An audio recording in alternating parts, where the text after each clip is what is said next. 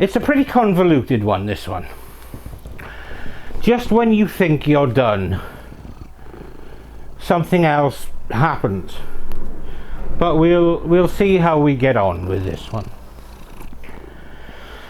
A man just disappears with no indications of where he may have gone, or indeed why. We're heading to Arizona to at least start our story of anger, jealousy, greed, and probably the rest of the 7 deadly sins for good measure. This is the peculiar disappearance of Frank Bly from Tucson, Arizona in 2019. And this is Murder of Crows.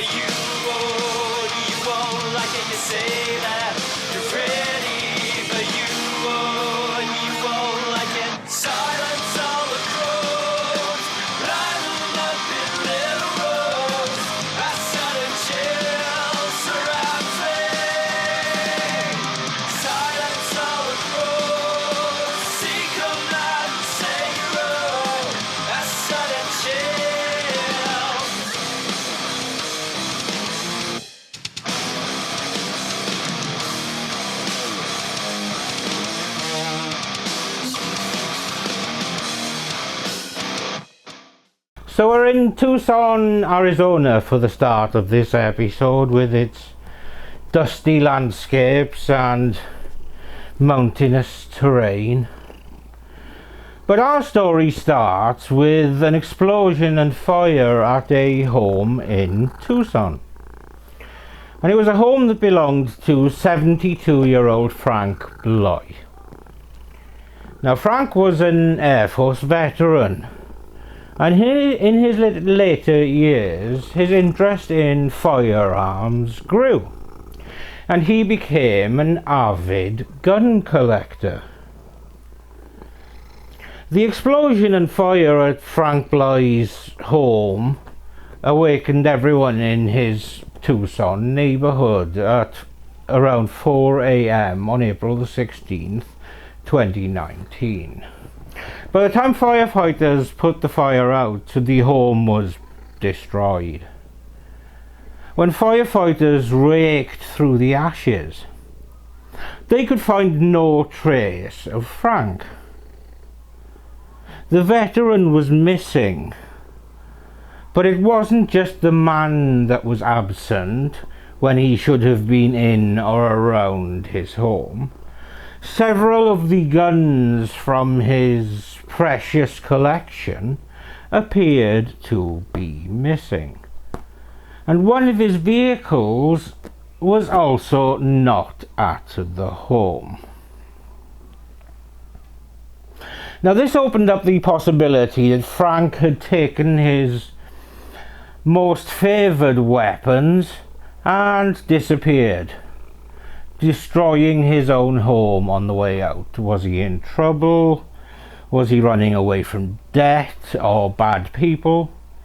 But there was no way of telling if he had taken clothes or luggage. At this stage, the most viable lead was the missing vehicle. The police got their first step forward the next day, when Frank Bly's vehicle was found some 10 miles from his destroyed home. The car was abandoned, but blood at the scene, later confirmed to be Frank Bly's, along with evidence found in the car, resulted in the police deciding, presumably due to the amount of blood found, to change the investigation from a missing persons inquiry to a homicide case. By this time, the fire at Frank's home was determined absolutely definitely to be arson. Investigation into the last time Frank had been seen revealed that he hadn't been personally seen for a few weeks.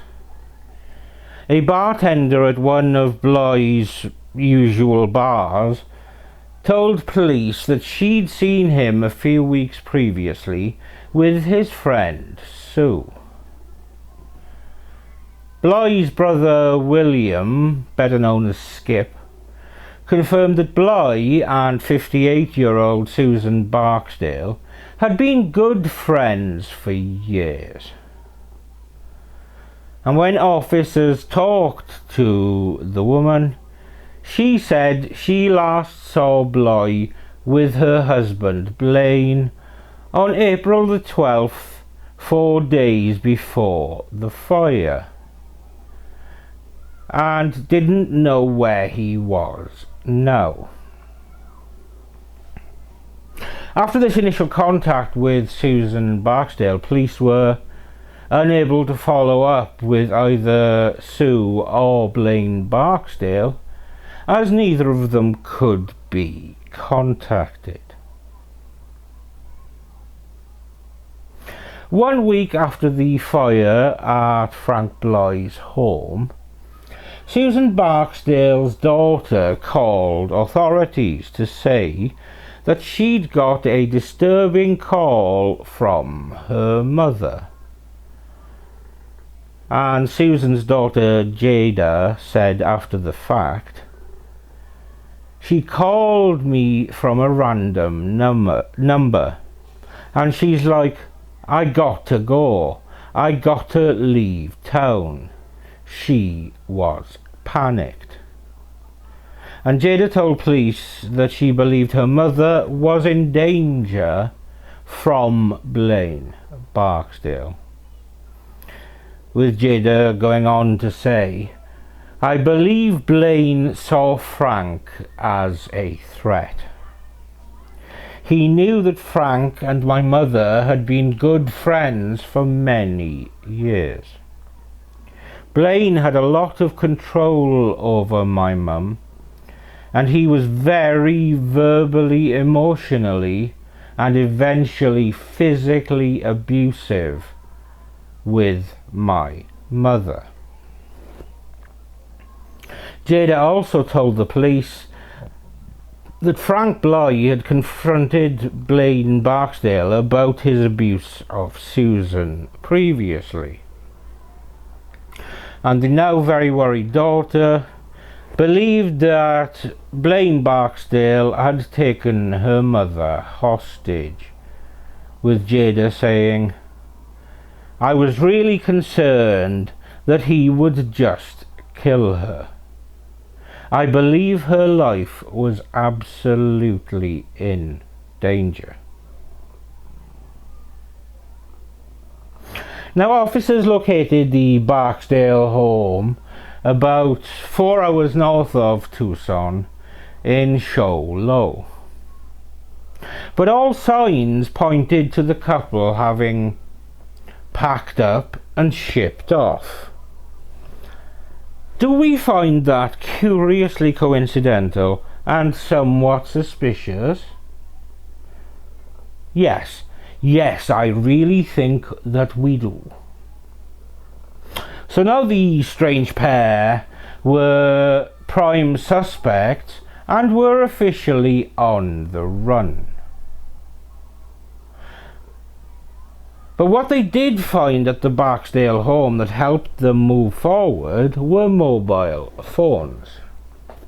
And police said that a phone belonging to Susan had deleted text messages recovered that were concerning the whereabouts of her husband and his nephew Brent Mallard on the morning of the fire on April the 16th. So we now have a new player in our sinister game, Brent Mallard. When police interviewed Mallard, he had burns over much of his body. Bit suspicious when you're investigating an arson. He admitted that in exchange for a gun, he'd agreed to drive his uncle to the Bly home, where he claimed his uncle then forced him to set the house on fire. But he told the police he'd never seen Frank Bly during this time. Well, this didn't help answer questions of what actually happened to Frank. It did implicate Blaine Barksdale directly in the aftermath of Frank's disappearance, namely the arson of Frank Bly's home. Police believed the Barksdales had purchased an RV, and a nationwide search began for the couple and their vehicle. On May 23, 2019, more than a month after the fire, the couple was spotted in New York while pawning items. Their RV was then found in a motel parking lot in the Westchester County area of New York State, and the couple was taken into custody. Job's a good one, right? Let's just move on to the court case and all that. But no, not quite. Susan Barksdale immediately claimed to be a victim of her husband to the police. A detective from the Tucson Police Department said that Susan said she had been beaten by her husband throughout their entire time on the run. Susan Barksdale also told officers her husband had been stealing guns from Frank Bly for a long period of time and selling some of the guns for money. She indicated that that was what sparked Frank Bly's death on April the 12th, 2019, 4 days before the fire.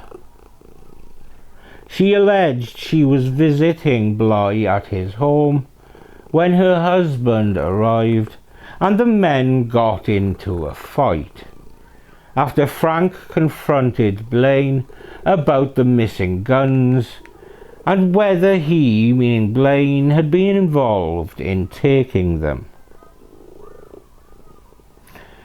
Susan then claimed to the police that Frank Bly left the room and Blaine followed. She then heard a loud thud.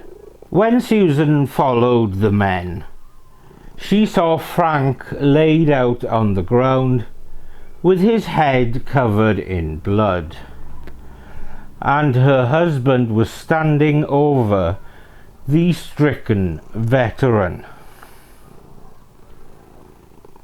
She soon discovered that Frank was dead.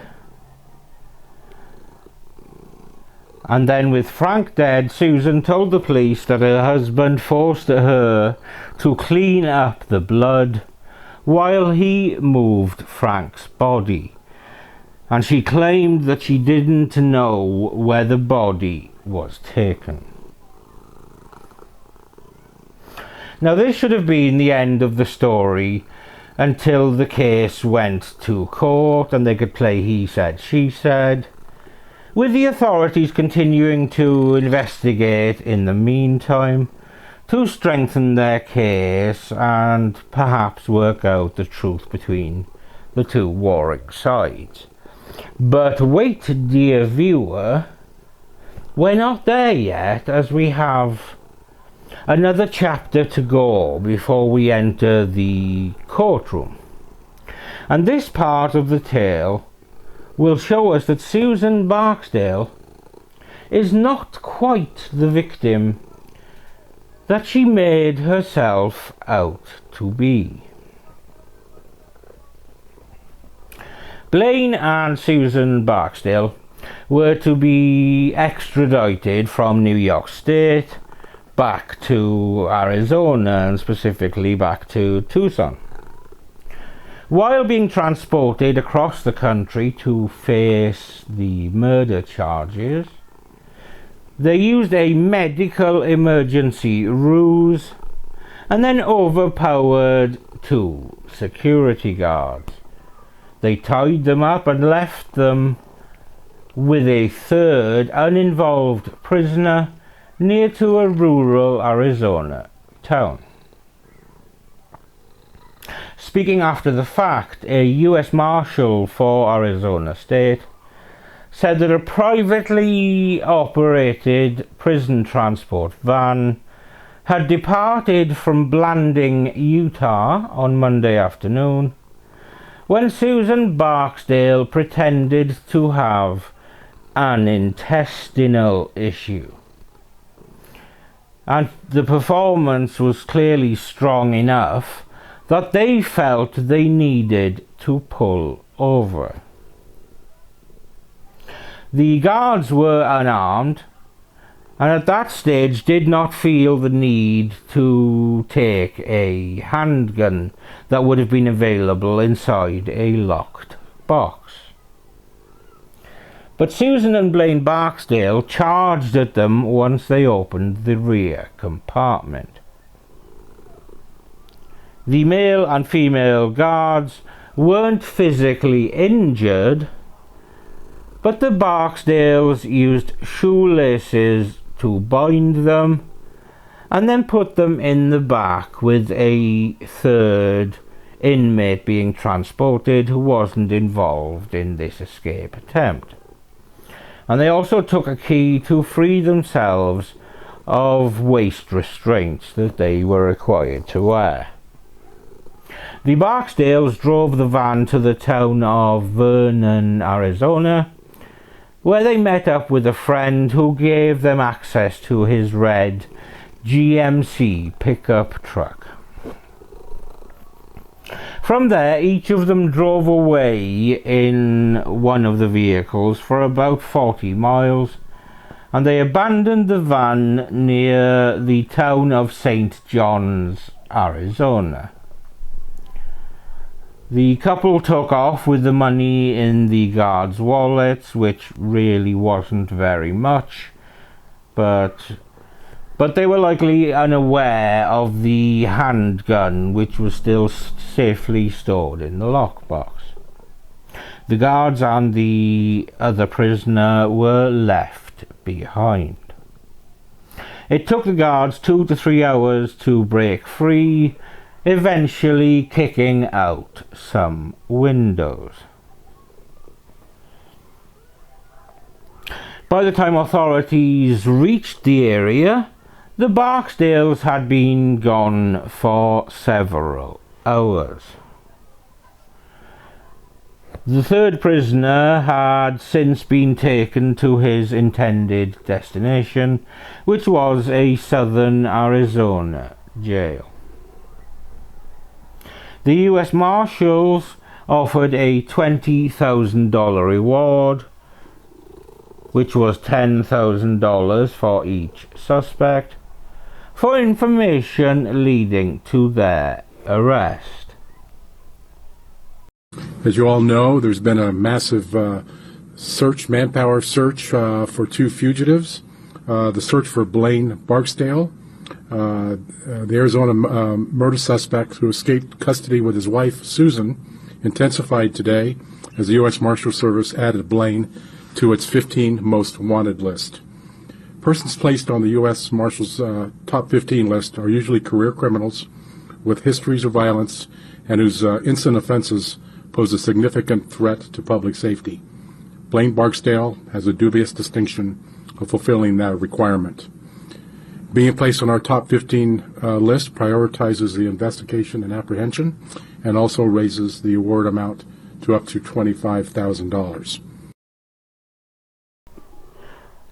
For what it's worth, officials in Pima County, where Tucson is located, announced that they were suspending use of the transport company Security Transport Services. I wonder what they do.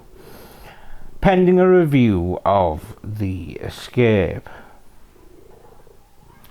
At this stage there was some concern, especially around Blaine Barksdale being at large. They felt that he was the more dangerous. Blaine Barksdale had spent nearly 8 years in varying Arizona prisons for theft and drug convictions dating back to 1984.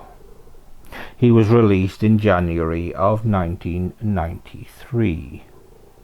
Barksdale also was sentenced to 10 years in prison for a 2003 federal marijuana possession conviction in Taylor County, Kentucky, and was released in early 2012. After his release, he married Susan Barksdale, who by this point was 59, in December of 2013.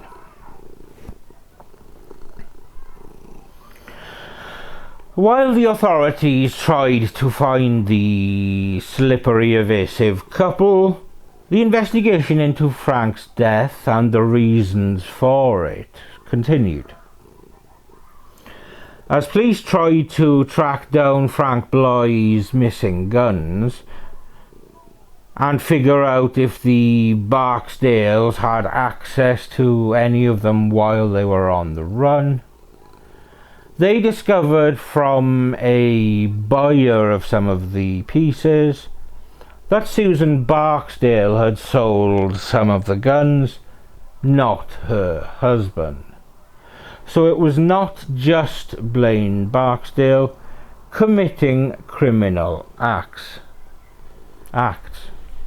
Both of them showed this greed, that they needed to have more money, and they thought it was a good idea to get that by selling Frank's guns. And that greed was why Susan could look past and bypass the years-long friendship that she had with Frank. Officers eventually got a tip that the notorious couple could be hiding in a remote area of northern Arizona, and they set up a law enforcement perimeter around a home, finally taking the couple into custody for the second time. For a big story of the day, the capture of Blaine and Susan Barksdale. The accused murderers caught after more than 2 weeks on the run. Authorities moved in on them last night in Pumpkin Center, Arizona, a remote community in Tonto Basin north of Roosevelt Lake. ABC 15's Carla Navarrete joining us live from the Sandra Day O'Connor Courthouse downtown. And Carla, there was an hour-long media briefing on just exactly what went down. Yeah, and I'll tell you, it was the U.S. Marshal's Office, DPS, Gila and Navajo County Sheriff's Office, as well as the FBI, and of course the Tucson Police Department. All of these agencies came together today and shared the good news that these dangerous fugitives are now back behind bars. David 100. On the run no more, Blaine Barksdale and his wife Susan are taken into custody. This is video from around 9 o'clock last night in Tonto Basin, Arizona. It's a few miles north of the lake itself. It's very remote, less than about 1,500 people. The tip came in around 2 o'clock yesterday afternoon. But this one was really intriguing because it fit the profile of staying in a remote area with individuals that thought and had the same background as they did. Authorities believe the couple had been staying at this mobile home for about 2 to 3 days in hiding. Assistant Chief Deputy Van Bayless was there last night as they swarmed in on the Barksdales. We were able to bring in Ranger 1 pretty closely and put a broad spotlight on the house. We had sirens going. The house was completely surrounded.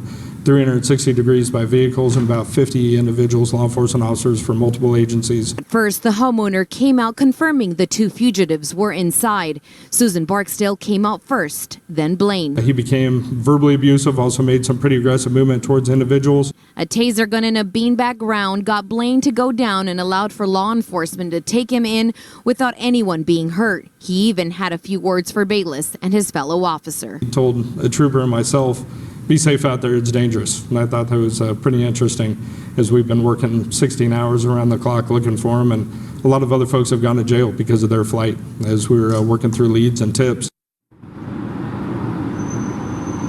Now, as far as the $35,000 reward for the couple, we know that tipster is eligible to receive some, if not all, of that money for leading police officers and law enforcement to that place in Tonto Basin. Now, as far as the red GMC truck that we've seen throughout the valley on billboards, that truck has yet to be located. We're also told that 3 to 4 people at this time will be facing charges for harboring these dangerous fugitives. In downtown Phoenix, I'm Carla Navarrete, ABC 15, Arizona. Thank you, Carla. And ABC 15 talking with a man who watched this fugitive couple being taken into custody last night. And given Blaine Barksdale's gang connections, he did not want to be identified for his own safety. But that man says about 9 o'clock last night, he started hearing sirens, and then dozens of U.S. Marshals flooded his neighborhood and blocked off streets. A helicopter also circling over the area, shining a spotlight on a neighbor's home. That man says he doesn't know the neighbor who owns that home and described what happened next. They already had her, and then when he came out, he just yelling and cussing at the cops and flipping them off, and then they tased him and then took him down. That man also telling us there were rumors the couple may have been seen a few days ago at a nearby grocery store. He says he's just glad things didn't turn violent last night. Susan and Blaine Barksdale negotiated plea agreements.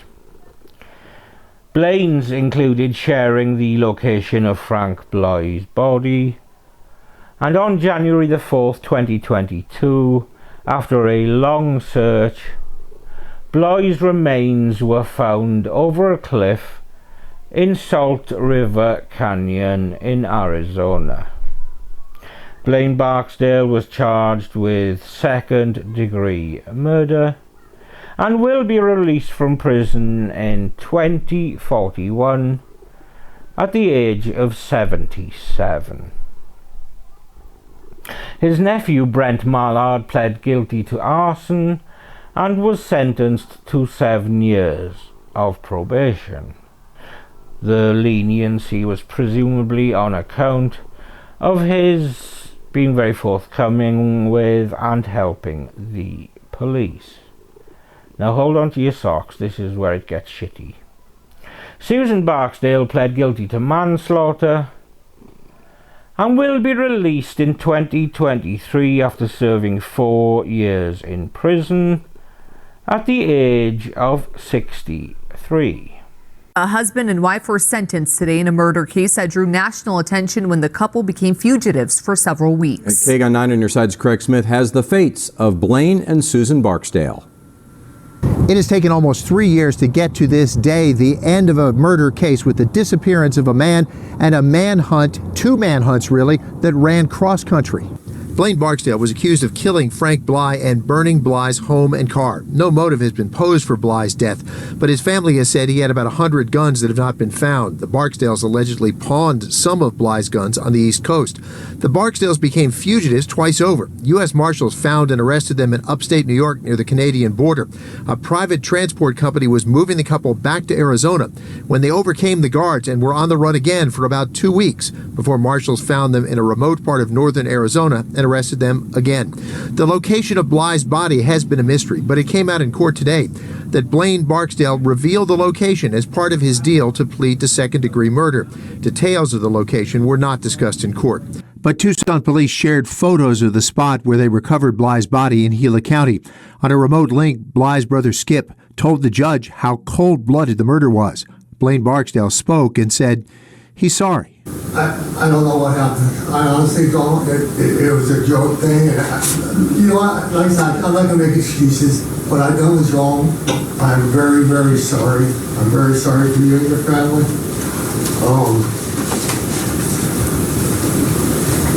nothing I can say or do to change what happened. I wish I could. A few hours later, Susan Barksdale learned her punishment. Frank Bly's brother told the judge Susan's long-term friendship helped set the stage for Bly's killing. Her attorney told Judge Griffin she was influenced by domestic violence by her husband Blaine. Susan told the judge she'd never hurt anyone in her life and that Frank Bly really was a dear friend. I'm sorry I didn't get help. I don't see a day in the future that I won't be afraid. I'm not sorry. For her guilty plea to manslaughter, Judge Griffin sentenced her to 5 years in prison, minus almost 3 years for her time already spent in jail. Craig Smith, KGUN 9, on your side. So here I have to ask what you think about the sentences in this case. I certainly think Susan got off very, very lightly.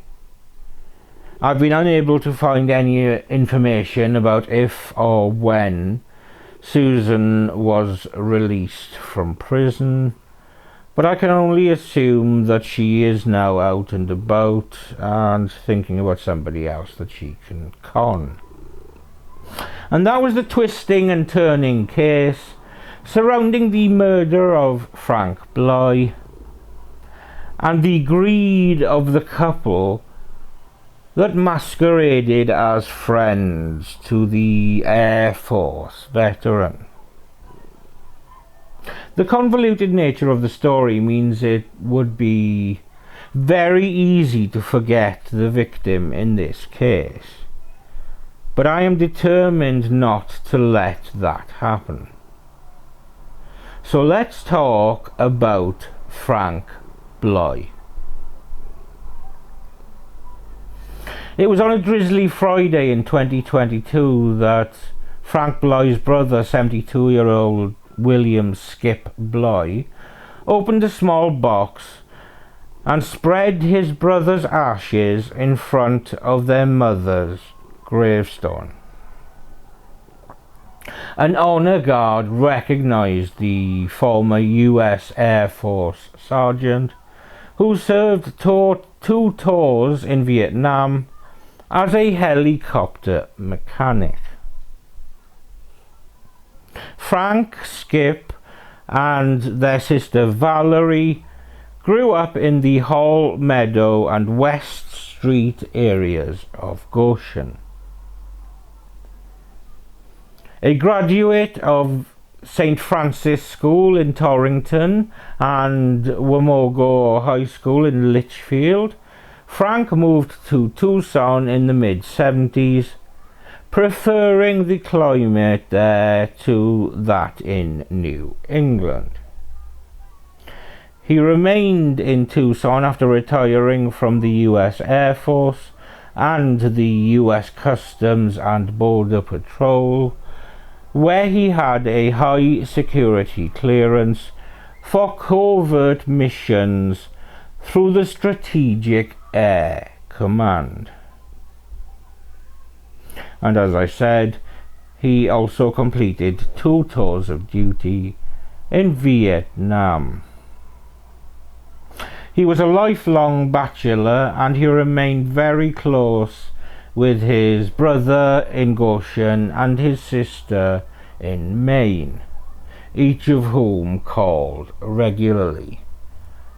And Skip Bly would set aside time every Sunday evening to chat with his brother Frank.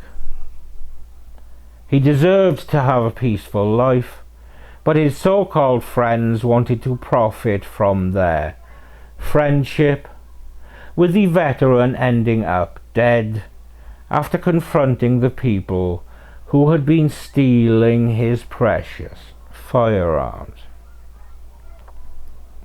His death was senseless, and I hope he is at peace, and I send only love and compassion to his family. Thank you for watching another episode of Murder of Crows. I'm Steve. This monster is Samson, isn't it? Oh, you nearly fell then, didn't you? This monster is Samson. And we will see you when we see you.